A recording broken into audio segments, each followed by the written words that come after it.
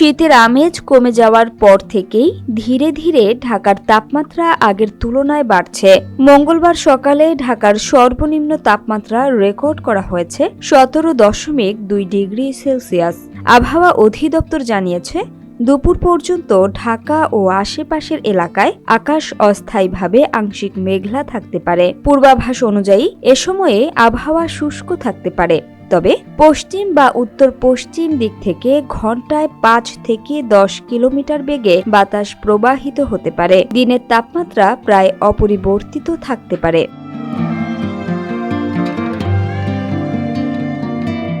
এতে আরও বলা হয়েছে, সকাল 6টায় ঢাকার তাপমাত্রা রেকর্ড করা হয়েছে 17.3 ডিগ্রি সেলসিয়াস। এ সময়ে বাতাসে আর্দ্রতা ছিল 77%। আজকের সর্বনিম্ন তাপমাত্রা 17.2 ডিগ্রি সেলসিয়াস রেকর্ড করা হয়েছে। গতকাল সর্বোচ্চ তাপমাত্রা ছিল 27.5 ডিগ্রি সেলসিয়াস। গত 24 ঘন্টায় কোনো বৃষ্টিপাত রেকর্ড করা হয়নি।